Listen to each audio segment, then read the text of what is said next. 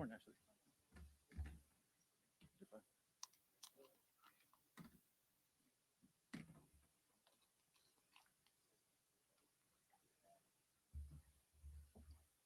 Ready? All right. Morning, everyone. Okay, as you guys read in the statement that we issued this morning, Deshaun, he sustained a new injury in the second quarter of the Baltimore game this past Sunday. A fracture in his throwing shoulder that's going to require season-ending surgery. The good news is, we expect the surgery to go well and for him to be ready for the start of the 2024 season. Obviously, we are, very disappointed and devastated for Deshaun, especially given all that he has battled and gone through, medically, this season, and especially in light of, how well he's played since, since his, most recent injury. One of the things that I think about though with last Sunday is, it was just such like an incredible testament to his physical and mental toughness. He was already playing with a high ankle sprain. And then, one of the things that we've learned as we've talked to the docs over the past 48 hours is in the infrequent event that this injury occurs with a thrower in their throwing shoulder, usually it's restricts the mobility. There's so much pain that they can't continue to throw. So for Deshaun to play, call it 2.5 quarters at a really high level against, one of the best defenses in the league, with this injury, plus the high ankle, it really is an incredible display of physical and mental toughness, on his part. Moving forward, here's kind of what I know how we are approaching, things moving forward. We really look at this as an incredible challenge and opportunity for our organization. And we have, obviously gone through a lot over the first 9 weeks. I think one of the things I talked about, during the bye week is, the ability to overcome adversity and specifically in-game adversity, throughout the season. And that's probably one of the things I'm most proud of with the group to date has been our ability to do so over the first 9 games. And undoubtedly, right, we have we're going to have another obstacle to overcome as we go through the next, 8 games of the season. But because of those experiences, we really do have an organization. This is, players, coaches, and staff that have grown, Teflon skin and cast iron stomachs. And I'm proud of that. And we're going to have to rely on that, as we move forward. But it really does present a fantastic opportunity for us as sit here at 6-3 in the middle of a division race, in the middle of a playoff push, going into the last 8 games, of the season. And lastly, before I open up for questions, one of the things that Kevin talks about often is that, football is the ultimate team sport, and it's never about one individual. And undoubtedly the quarterback position is very important, but, it is a team sport, and there are a lot of individuals that, will contribute to our success. And we've seen that over the first 9 weeks, and we're excited to be able to, meet that challenge head on as we go into the second half of the season. And that really starts with us being focused on doing the things necessary to be 1-0 against Pittsburgh this week. So with that, I'll open up for questions. Yeah, Jake, I will let Kevin address that when you guys meet with him later today. We're obviously have a ton of faith in that room with PJ and Dorian, but I'll let him address that with you guys this afternoon. Do to add to the room. Yeah, so Tony, like as with any part of the roster, we're always open to anything that helps improve the team. We do believe in carrying 3 quarterbacks between the active and the practice squad, and what that distribution looks like really depends on the player. So the one thing I will share is that, we will add a quarterback at some point in the near future. What that looks like will be a little bit to be determined. From what the doctors told you, did the previous injury make him any more susceptible to something like this, or is this completely different? Yeah, Tom, this is a completely new injury. This has nothing to do with, what he experienced earlier in the year. It really was the result of a hit in the second quarter of the game. So this has nothing to do with the previous injury. Scheduled? The surgery is in the midst of being scheduled. Yes. Did he fall on the shoulder, or was it like from a direct hit to it? Deshaun told us that he took a hit. It's a little bit unclear the exact play that had happened, but he remembers kind of taking a hit. Again, to his credit, he really didn't start even really feeling it till the second half of the game, and then he didn't even really raise it until well after the game. So again, it's an incredible display of physical toughness for him to play with that and not even notice it, given the severity of the injury. Knowing that he was already beat up, why not pursue the quarterback trade? Yeah, again, we feel good about the room. Deshaun, obviously before this new injury, he was he's completely healthy in a good spot. It's football. Guys do get hurt, playing it.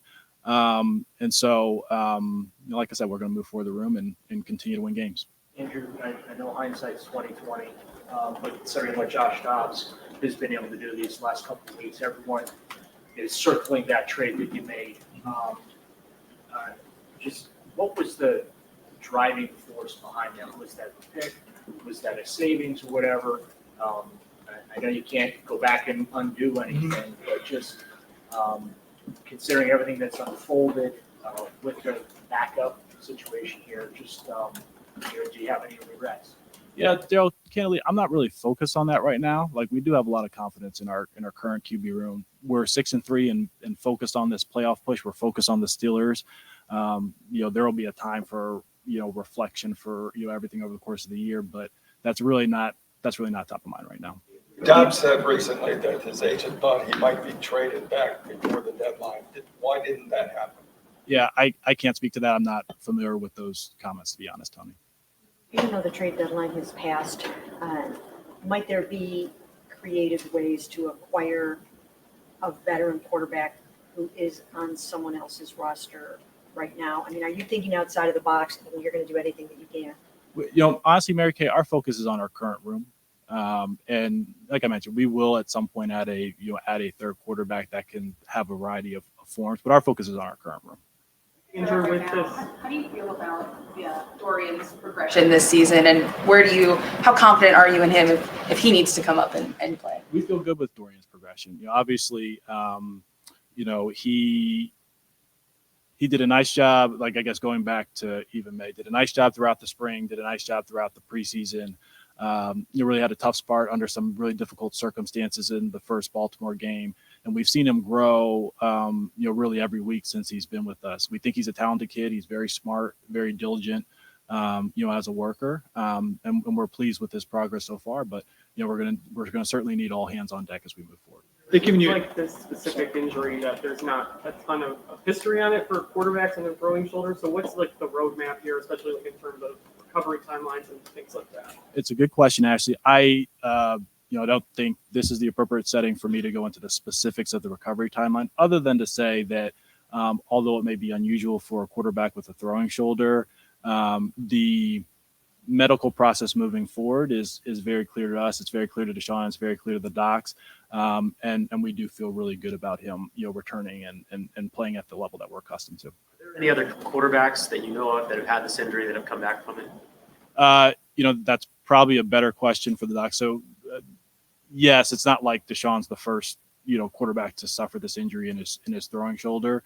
But actually, as Ashley did say, you usually do see it with other positions, but he should make a strong recovery.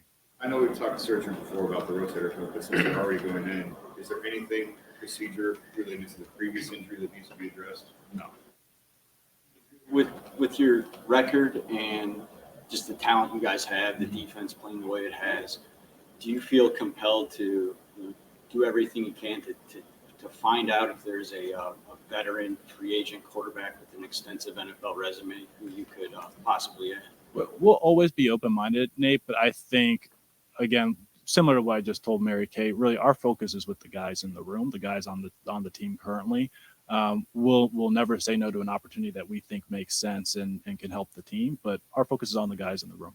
Because you said Deshaun was fully healthy coming up to the trade deadline, did you consider making a trade at all just to add insurance there? Yeah, I won't go into the details of, like, we have we're pretty active. We have a lot of discussions about a lot of different positions that can help the team.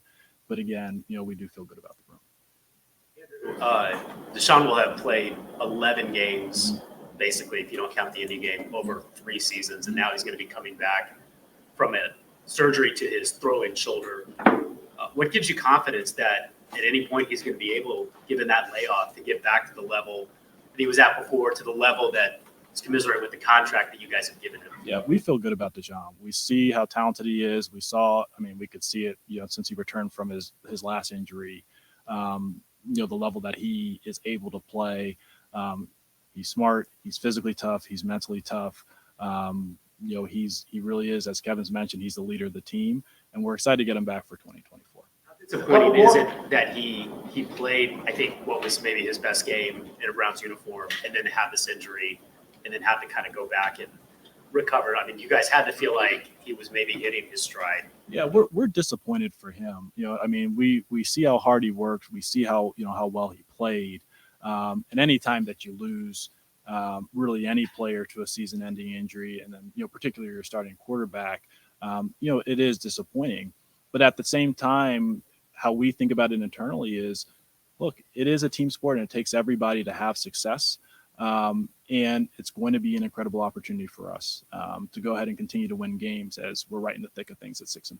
In terms of the fully guaranteed $230 million contract, does fully guaranteed, is that completely, and this is for bookkeeping purposes more so than anything, is fully guaranteed ironclad, fully guaranteed, or is there any recourse in that contract whatsoever in the event that as you move forward, things don't go as everybody hopes they will?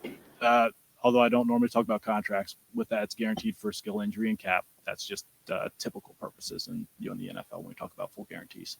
Is it true that that Deshaun was fighting to try to play through this even after he found out what he had, and that he wanted to finish out this season? That is true, Mary Kay. Deshaun he's very competitive, and I think there is like a natural element of like, well, I finished the game, like can I keep going? But part of our jobs, and primarily part of the doc's jobs, is to make sure that we don't put any player in a position where they're compromised. Just the reality of it, this injury in a thrower, and with the repetitiveness of throwing a football, a couple hundred times a week, realistically, it could create significantly more problems for the shoulder and make the injury that much more severe.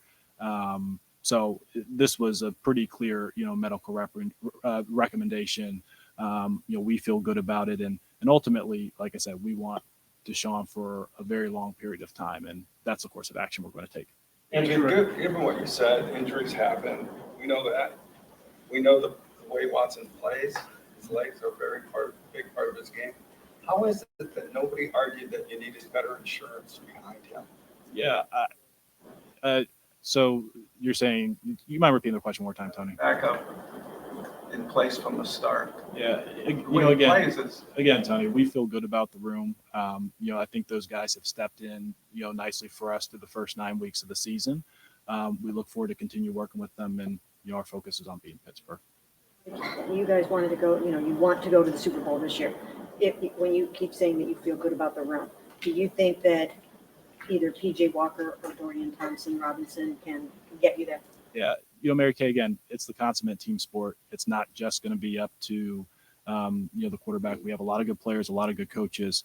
We've navigated a lot of, ups and downs throughout the first half of the season. We've navigated a lot of adversity, and we're going to continue to do so. Regardless of the obstacles we face, that's our job and that's our mission. Your understanding everything you said this morning about the opportunities still in front of you, you feel good about where the team is and the quarterback room and that. This is pretty devastating blow to Browns fans who are really excited coming off Sunday's win. How do you guys organizationally, internally, make sure that this isn't as devastating a blow within that locker room? I know it's a tough group of guys and they've already been through a lot, but losing someone of Deshaun's talent at this juncture of the season with the hopes and expectations that you had, how do you make sure that doesn't affect them?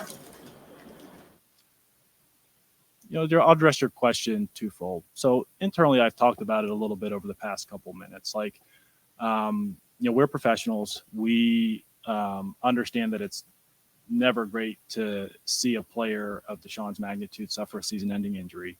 But at the same time, we've been through a lot of stuff, as a group. And not just a lot of stuff this season, but over the past few years. One of the things that I think about, like, particularly with like Kevin, our head coach, I always tell Peter this, like, he has 3 superpowers: his intelligence, his creativity, and his emotional control. And we've been through a lot. And, this is kind of another challenge and obstacle. And, our focus is on looking at the opportunity in front of us. Like, pity does us no good.